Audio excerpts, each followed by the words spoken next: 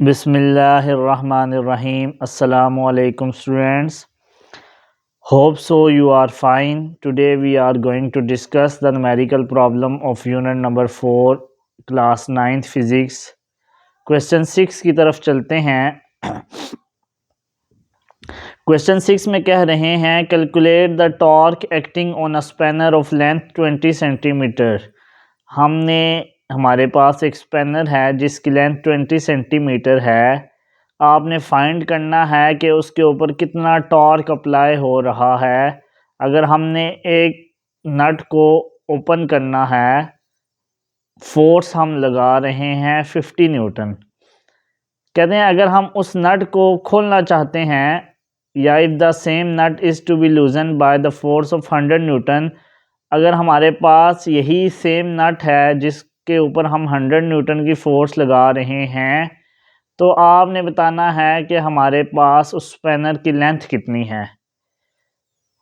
दोबारा सुन लीजिएगा. कहते हैं हमने एक नट को खोलना है स्पैनर की मदद से, फोर्स 50 न्यूटन की लगा रहे हैं. आपने बताना है उसके ऊपर टॉर्क कितना अप्लाई हो रहा है.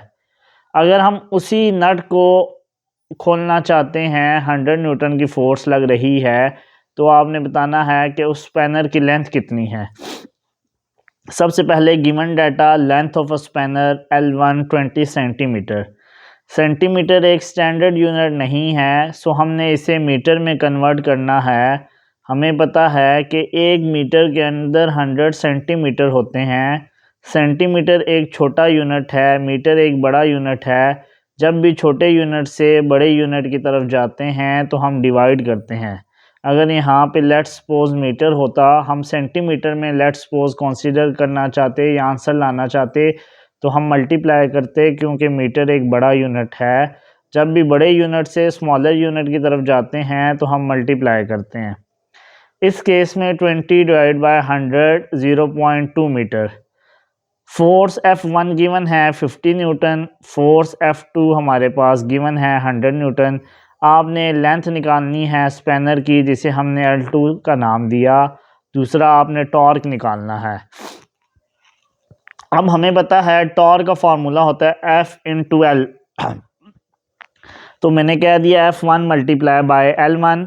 F1 हमारे पास 50, लेंथ L1 कितना था 0.2. जब 50 को 0.2 से करेंगे तो 10. फोर्स का यूनिट न्यूटन, लेंथ का यूनिट मीटर, तो 10 न्यूटन मीटर हमारे पास टॉर्क आ गया. अब हमने क्या फाइंड करना है? अब हमने लेंथ L2 फाइंड आउट करनी थी, तो torque is equal to F into L. F2 आ गया, यहाँ पे L2 आ गया. लेंथ फाइंड आउट करनी थी, फोर्स मल्टीप्लाई हो रही थी, दूसरी तरफ जाके डिवाइड. टॉर्क हमारे पास कितना था 10 डिवाइड बाय F2 100. 10 को जब 100 से किया 0.1 मीटर आंसर आया बेटा. अब मीटर एक स्टैंडर्ड यूनिट, अगर हम इसे सेंटीमीटर में, यहाँ तक भी आंसर ठीक है बेटा. सेंटीमीटर में अगर हम इसे कन्वर्ट करना चाहते हैं तो मीटर से सेंटीमीटर में जाने के लिए मल्टीप्लाई करते हैं, क्योंकि मीटर एक बड़ा यूनिट है, सेंटीमीटर छोटा यूनिट है. जब भी बड़े यूनिट से छोटे की तरफ जाएंगे तो हम मल्टीप्लाई करेंगे, तो आंसर आ गया L2 10 सेंटीमीटर. अब बेटा आपको पता है कि टॉर्क इंटू FL, अगर यहाँ पे फोर्स मल्टीप्लाई हो रहा था तो दूसरी तरफ डिवाइड हो रहा है. इसका मतलब है हमारे पास लेंथ, जो मोमेंट आर्म है और फोर्स है, इन दोनों का इन्वर्स रिलेशन है. अगर मोमेंट आर्म, लेंथ, इसको मोमेंट आर्म कहते हैं. अगर लेंथ ज़्यादा होगी तो फोर्स कम होनी चाहिए, लेंथ कम होगी फोर्स ज़्यादा होनी चाहिए. इन्वर्स रिलेशन का मतलब ये होता है कि अगर एक चीज़ की क्वांटिटी को इंक्रीज़ किया जाए, दूसरे की डिक्रीज़ होती है. देखिए हमारे पास पहले 20 सेंटीमीटर था, लेंथ ज़्यादा थी, फोर्स क्या लग रही थी 50 न्यूटन.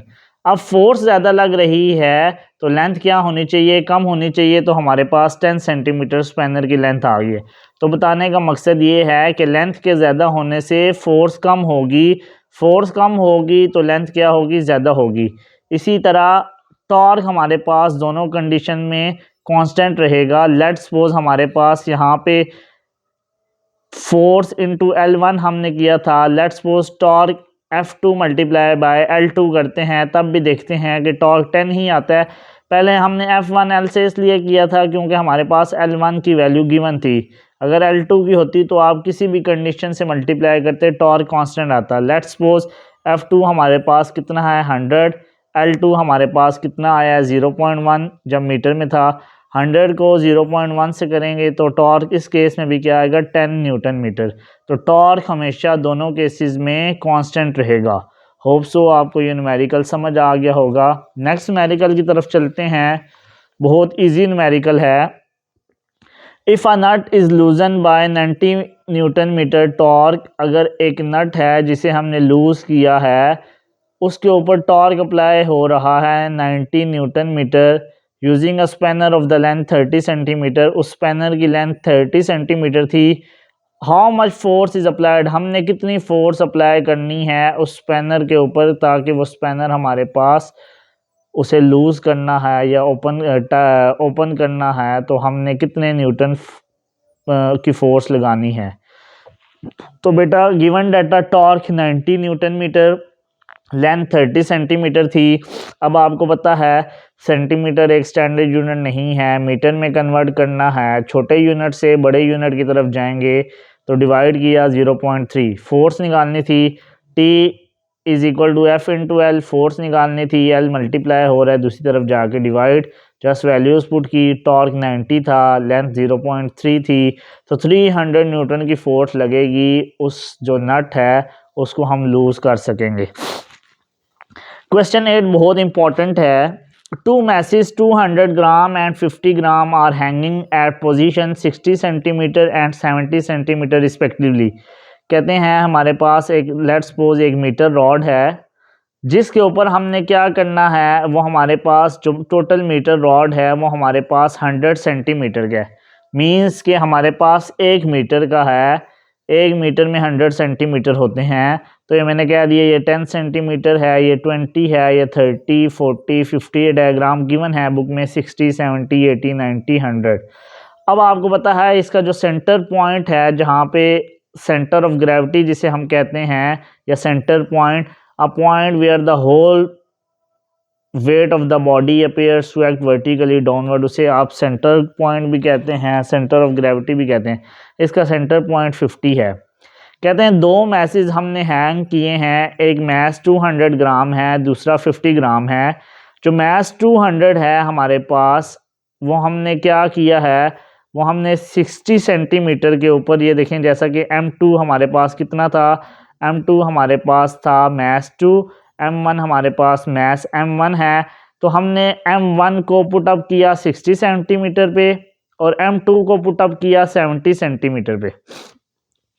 अब आपको बेटा ये पता होना चाहिए कि हमारे पास जो सबसे पहले क्या करना है, उसने कहा two masses 200 gram and 50 gram are hanging at position 60 centimetre and 70 centimetre respectively on a uniform metre rod.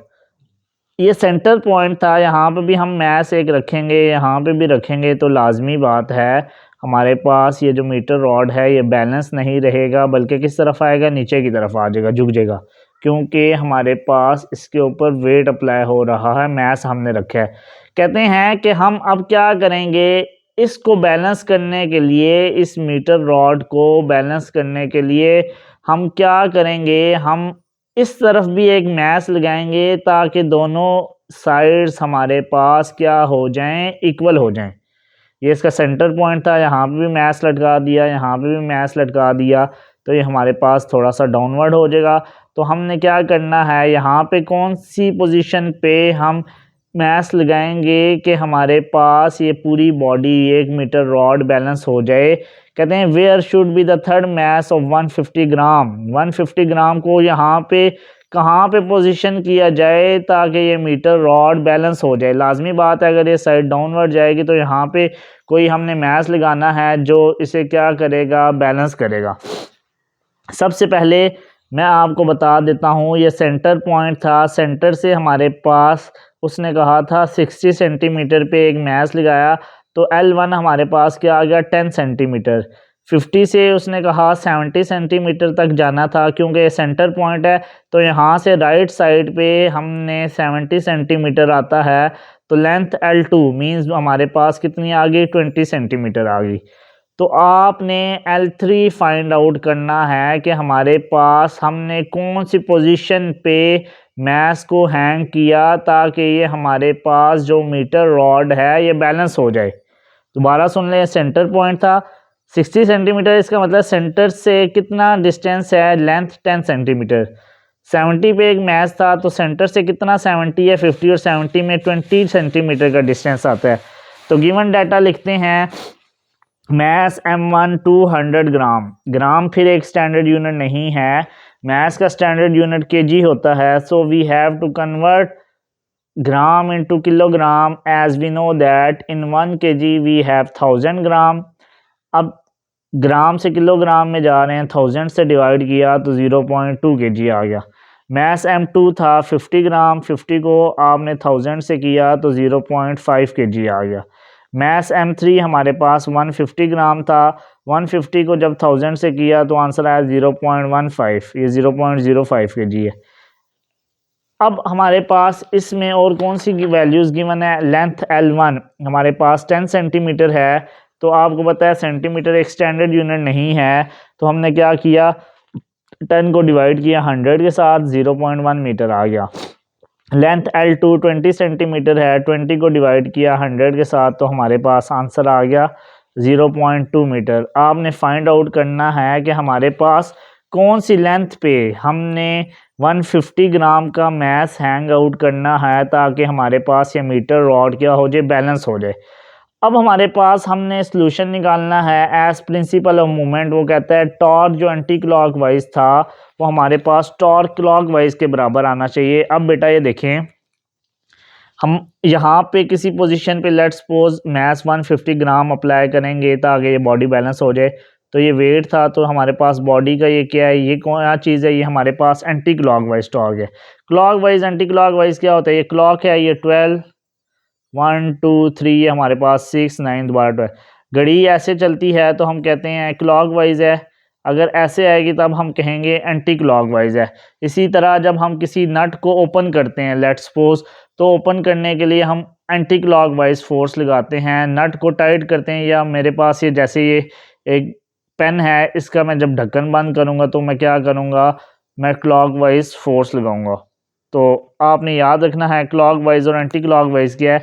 Let's suppose ये लेफ्ट हैंड साइड पे जब हम एक लेंथ मेजर करेंगे मैस, यहाँ पे कौन सी पोजीशन किस लेंथ पे हमने हैंग करना है, तो ये एंटी क्लॉकवाइज है बेटा। और ये हमारे पास जो दो मैसेज हैं ये नीचे की तरफ इनका वेट है, ये जैसा कि ये हमारे पास क्या है, ये हमारे पास क्लॉकवाइज है। तो आपने बताना है कि प्रिंसिपल ऑफ मूवमेंट के अकॉर्डिंग हमारे पास क्लॉकवाइज टॉर्क किसके बराबर है, एंटी क्लॉकवाइज टॉर्क के। अब एंटी क्लॉकवाइज में हमारे पास क्या था, हमारे पास आपने बताना है एंटी क्लॉकवाइज में लेंथ थी, टॉर्क किसके बराबर होता है, FL के बराबर होता है। तो आपको पता है कि हमारे पास F3 इंटू L3, क्योंकि लेंथ L3 थी हमारे पास, यहाँ पे जो हमने क्या करनी थी, फाइंड आउट करनी थी। तो टॉर्क F43 है तो L भी क्या हो जाएगा, L3। क्लॉकवाइज टॉर्क हमारे पास दो थे, एक ये था एक ये था, तो हम कहेंगे torque is equal to FL F1 L1 plus दो थे तो दोनों को ऐड करना है F2 L2। अब फोर्स किसके बराबर होता है, वेट के बराबर होती है, तो F की जगह वेट आ गया L3। इसी तरह फोर्स वेट के बराबर है, F1 था तो W1 आ गया, F2 था तो W2 आ गया। अब वेट mg के बराबर है तो वेट 3 था m3g, साथ L3 आ गया। वेट mg m1 W1 था तो m1 आ गया, W2 था तो m2 आ गया। जस्ट वेट का फार्मूला लगाया। अब ये भी g है, दोनों में से हमने क्या किया, g कॉमन ले लिया, m1 अंदर आ गया L1 प्लस m2 L2। जी हमारे पास कैंसिल हो जाएगा तो हमारे पास रह जाएगा M3 L3 is equal to M1 L1 plus M2 L2। M3 क्या है 0.15, L3 फाइंड आउट करना है, M1 0.2 था, L1 हमारे पास 0.1 है, प्लस M2 0.05, L2 0.2। 0.05 को 0.2 से मल्टीप्लाई किया तो 0.01 आ गया, 0.2 को मल्टीप्लाई किया 0.1 के साथ 0.02, दोनों को ऐड किया 0.03 आ गया, 0.15 मल्टीप्लाई हो रहा था, दूसरी तरफ जाके डिवाइड किया 0.2 मीटर आंसर आ गया। इन दोनों को डिवाइड किया, अब मीटर है सेंटीमीटर में लगाना है, 0.2 को 100 से किया 20 सेंटीमीटर। इसका मतलब है कि हम 20 सेंटीमीटर पे 150 ग्राम का मैस हैंग आउट करेंगे सेंटर से, ताकि हमारे पास ये बॉडी क्या हो जाए, बैलेंस हो जाए। तो ये इम्पोर्टेंट न्यूमेरिकल था, इजी सा था, कोई मुश्किल न्यूमेरिकल नहीं था। जस्ट आपने कॉन्सेप्ट को अंडरस्टैंड करना था। जब आप कॉन्सेप्ट को अंडरस्टैंड कर गए तो आप इजीली हर न्यूमेरिकल को क्या कर सकोगे, सॉल्व आउट कर सकोगे। तो उम्मीद है कि ये न्यूमेरिकल आपको समझ आ गया होगा।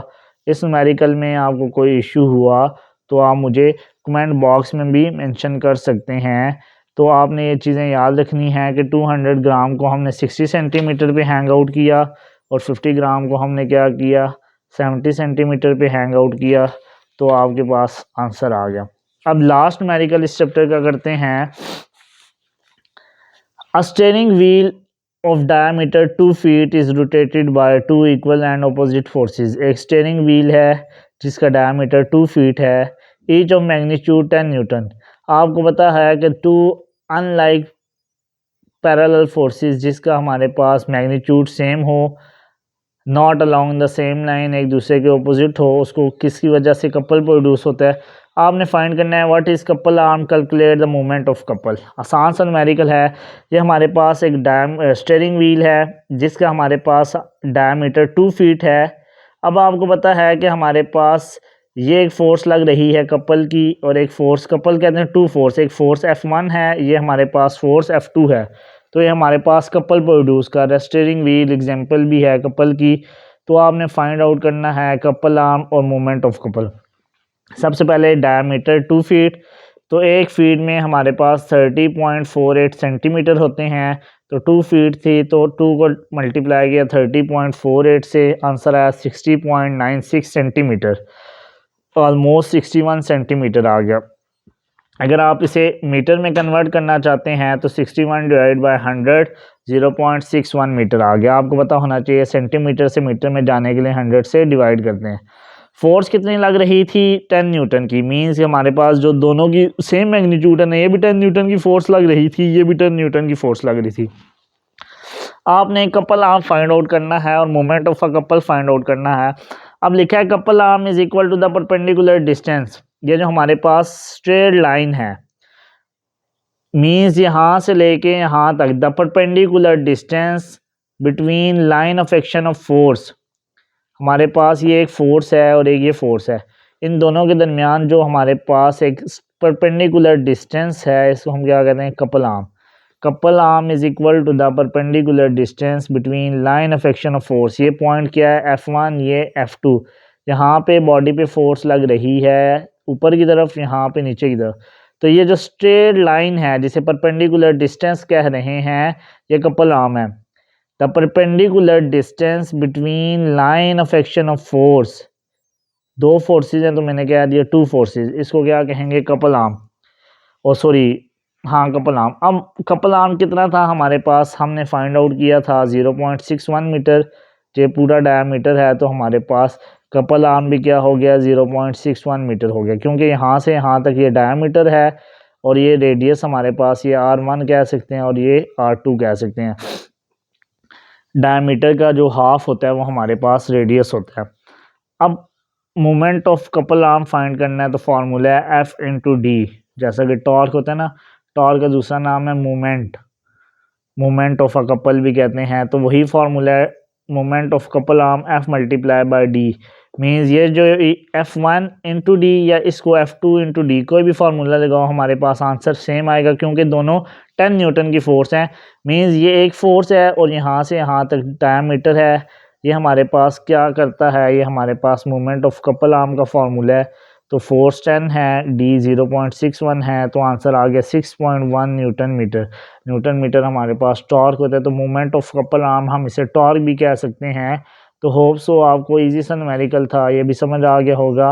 अगर आपको कोई भी डिफ़िकल्टी हुई तो आप कमेंट बॉक्स में मेंशन कर सकते हैं। Thank you so much. अल्लाह हाफिज़।